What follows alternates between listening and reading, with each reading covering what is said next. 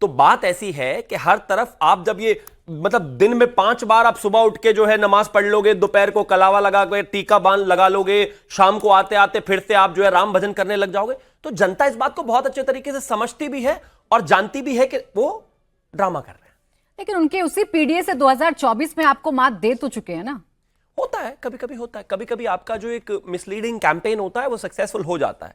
कभी कभी जब आप चुनाव लड़ते हैं, होता है ना, कभी कभी बांग्लादेश भी इंडिया से जीत जाता है क्रिकेट में, तो ऐसा हो जाता है कभी कभी, लेकिन आप उसको प्रेसिडेंट समझ लें, आप उसको रियलिटी समझ लें और ऐसा ही होने वाला है आप ऐसा समझ लें, तो ये बिल्कुल गलत है। लेकिन पीडीए को मानते आप कामगर हैं, इसलिए पीडीए पर नजर तो है ना। अपने आप को असली बताने का सर्टिफिकेट तो आप भी दे रहे हैं। अगर वो अपने आप को हिंदू कह रहे हैं तो आप भी पीडीए की लाइन में खड़े हो गए। हम किसी भी अपने ओपोनेंट को कमजोर समझते नहीं। भारतीय जनता पार्टी, आदरणीय प्रधानमंत्री, गृह मंत्री जी पर तो चार्ज ही ये लगता है कि हम हमेशा चुनाव में ही रहते हैं, क्योंकि भाई हम किसी को कमजोर नहीं मानते। हमारा मानना है जो भी हमारे सामने लड़ रहा है हम उसके सामने जी जान से लड़ेंगे, चाहे इलेक्शन वो लोकल बॉडी का हो, चाहे वो विधानसभा का हो, चाहे वो लोकसभा का हो। आपको अगर जीतना है तो हमसे लड़कर ही जीतना पड़ेगा, जो अभी तक उनसे हो नहीं पाया और हो भी नहीं पाएगा आगे। अब विनय जी, आप उनके सनातनी वोट में डेंट करने की कोशिश करेंगे तो ऐसा ना हो कि आपसे आपका पीडीए भी छीन ले। प्राची जी, हम तो भारतीय सनातनी हैं, क्योंकि हम अखंड भारत की कल्पना करते हैं, न कि खंडित भारत की।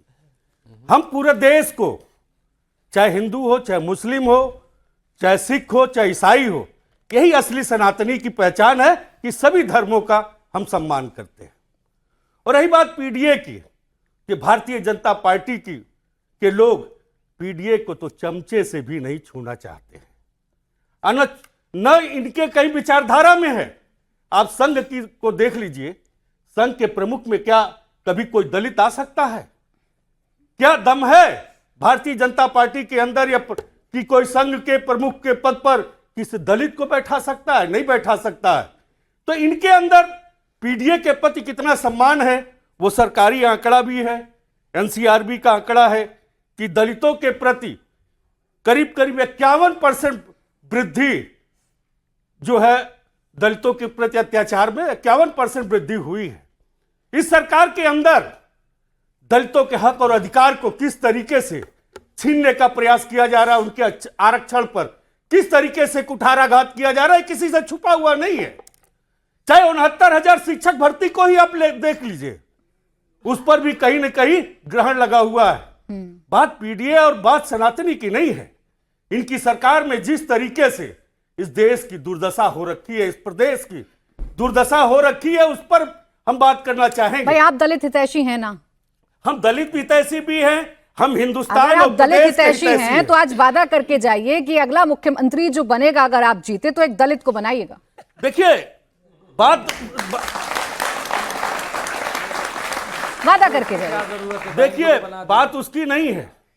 जब हमारा नेतृत्व पीडीए पिछड़ा, बात इसी की है। बात यह है कि हम देखिए, पीडीए की आप बात इस करते तर्क को लेकर आए, इसलिए मैंने आपसे सवाल पूछा। आपने संघ का सवाल पूछा तो मैंने प्रदेश का आपसे सवाल पूछा। संघ पर जवाब वो देंगे, आप प्रदेश पर दे दीजिए। क्या आप वादा करके जाएंगे आज मेरे शो में कि अगर आप सत्ता में आते हैं तो एक दलित को मुख्यमंत्री बना देंगे? बिल्कुल पीछे पीडीए को बनाएंगे। हमारे जो राष्ट्रीय अध्यक्ष हैं वो पीडीए से आते हैं। हम कहां मना कर रहे हैं कि हम पीडीए को नहीं बनाएंगे, हम तो कहीं रहे बनाएंगे। लेकिन ये बताएं ना कि क्या संघ का प्रमुख कभी दलित हो सकता है?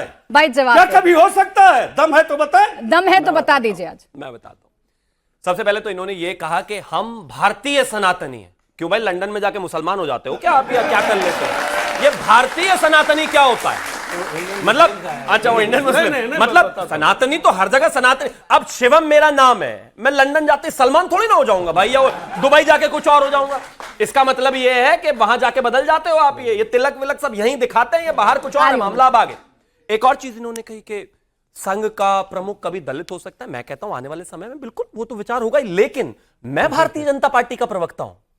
इस देश के पूर्व राष्ट्रपति रामनाथ कोविंद कौन है? इस देश के अभी के राष्ट्रपति महामहिम कौन है?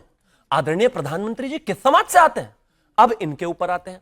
अरे छोड़ दीजिए, पीडीए तो आपने पीडीए और पिछड़ा और दलित लोगों को सीढ़ी की तरह इस्तेमाल करने की एक कोशिश की है, जिसके ऊपर पैर रखकर सिर्फ और सिर्फ मुलायम सिंह यादव का लाल ही मुख्यमंत्री बन सकता है, कोई और यादव भी नहीं बन सकता। अरे छोड़िए इस बात को, यादव भी छोड़िए, पीडीए भी छोड़िए, ये अपने चाचा को बर्दाश्त नहीं कर सकते और तो किसी की बात क्या।